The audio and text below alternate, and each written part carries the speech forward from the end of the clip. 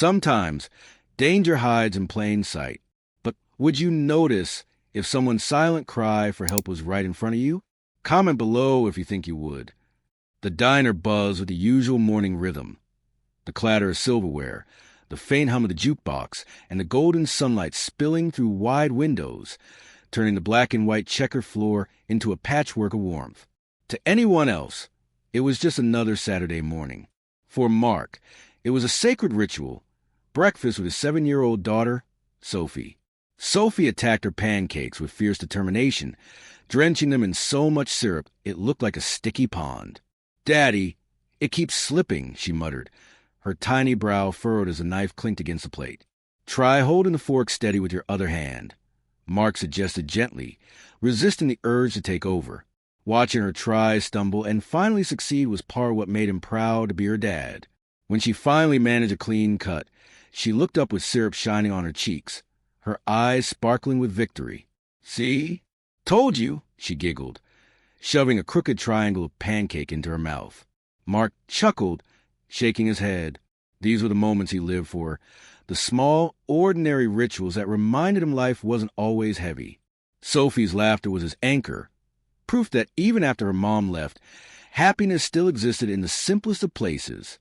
As Sophie chattered about flying kites and baking cookies, teasing him about burning them black last time, Mark let himself relax. He sipped his steaming coffee, inhaling the sharp, comforting aroma.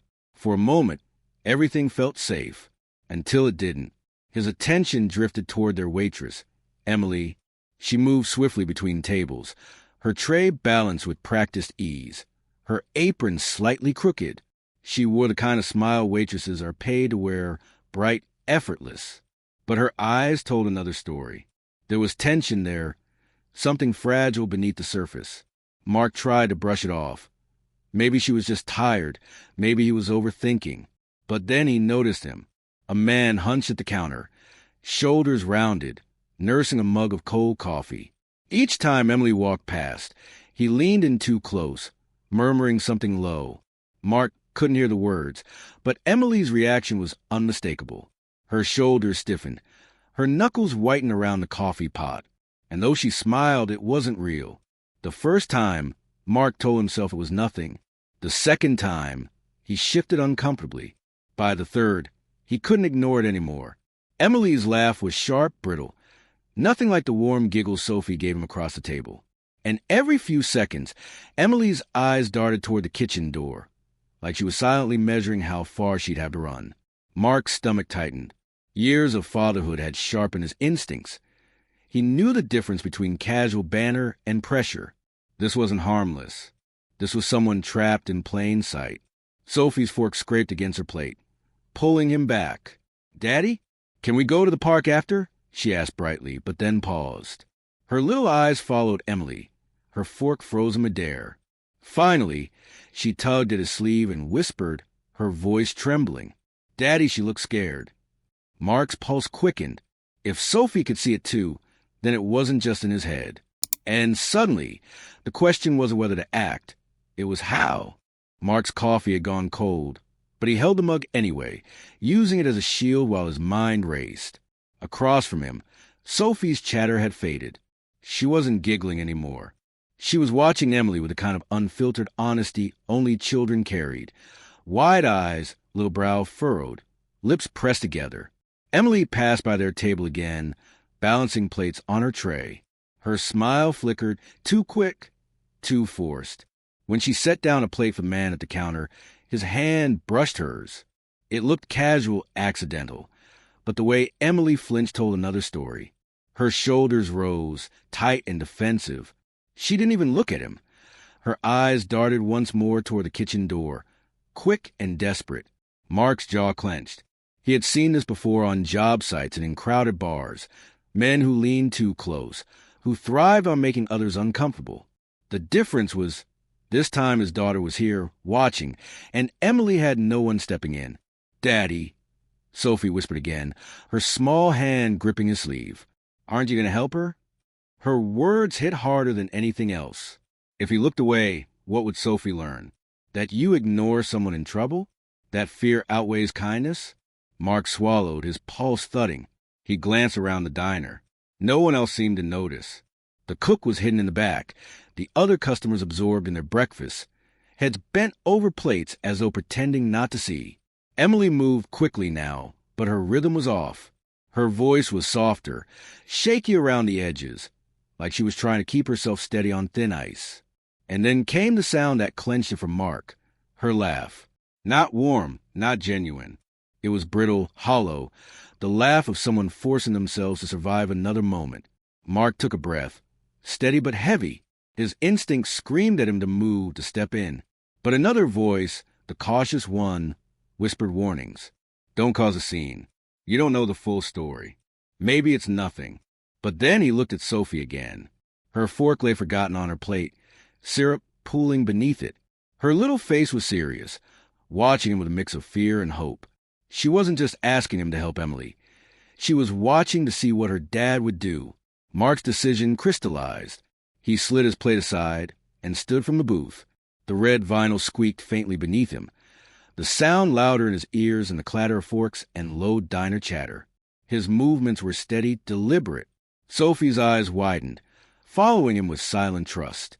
As he stepped closer to the counter, Emily looked up. For a split second, she froze, startled. Then something flickered in her gaze. Relief, faint but undeniable. Like someone had finally noticed, finally cared enough to stand. Mark gave her a small nod, quiet but certain, before turning his eyes to the man at the counter. The diner seemed to hush around him. Forks paused midair. The jukebox hummed faintly. But all Mark saw was Emily's trembling smile, and the man leaning too close, daring someone to challenge him. Mark drew in a slow breath, his heart hammering. This wasn't just about Emily anymore. It was about Sophie, about the example he would leave her with. And with that thought, he took his final step forward. The diner felt smaller now, the hum of conversations thinning as Mark approached the counter. Emily's hand stilled against the coffee pot, her knuckles pale, her eyes flicking between him and the man who leaned too close. The man shifted, his mug scraping harshly against the counter as he turned, his gaze sharp and unfriendly. You know her? The man asked, his voice low but edged with challenge. Mark didn't flinch. He kept his posture calm, steady. She's working, he said evenly. Give her some space. The words weren't loud, but they carried. The diner seemed to pause, as though every fork, every conversation, had been suspended in air. It wasn't about the volume of his voice. It was the certainty, the refusal to bend. The man's jaw tightened. I was just talking, he muttered. Mark's expression didn't change. He wasn't here to argue. He was here to stand firm. She doesn't look like she wants to talk. For a moment, tension coiled tight between them, thick enough to suffocate. Emily held her breath, her shoulders rigid, her smile long gone. Mark's heart hammered, but his face stayed steady, calm, immovable. The man muttered under his breath, shoved a few bills onto the counter, and pushed back his stool. The bell above the door jingled harshly as he left, the sound slicing through the silence. Emily exhaled slowly, her breath shaky, her shoulders sagging as if they'd been holding up the weight of the world. For the first time all morning, her mask cracked. No performance, no forced laughter, just exhaustion and fragile relief. Thank you, she whispered, her voice trembling but full of honesty. No one's ever stepped in before. I thought I just had to deal with it. Mark shook his head, his tone calm, steady. No one should have to deal with that. Not ever. Her eyes glistened, and for a moment, she seemed unsure how to respond. Then a small, real smile softened her face. Across the diner, Sophie had been watching everything, her little hands folded in her lap, her wide eyes shining with pride. When Emily approached their booth a few minutes later, Sophie tore the last pancake on her plate in half and pushed it toward her. You can have some, she said softly. Emily blinked, startled. For a second, she didn't move. Then, slowly, a chuckle slipped out, not brittle, not forced, but warm. She crouched to Sophie's level, accepting the sticky offering as if it were more than just food. Thank you, sweetheart, she said gently. Mark's chest tightened, His actions had created safety, but it was Sophie's innocent kindness that filled that safety with warmth. Weeks later, when they returned to the diner, atmosphere felt different. Emily spotted him instantly, and this time her smile was genuine, effortless. As she set menus down, her voice carried none of the strain it once had. "Good to see you both again." She leaned closer, her voice dropping with quiet weight. "What you did that day, it meant more than you know. I even spoke up to my manager. They're making changes." Her eyes glistened, not with fear this time, but with strength. Mark nodded, not with pride, but with quiet relief.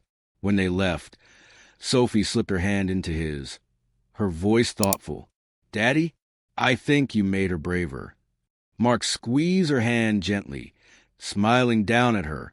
"Maybe, but you helped too." Together, they stepped into morning light, leaving behind a world just a little kinder than before.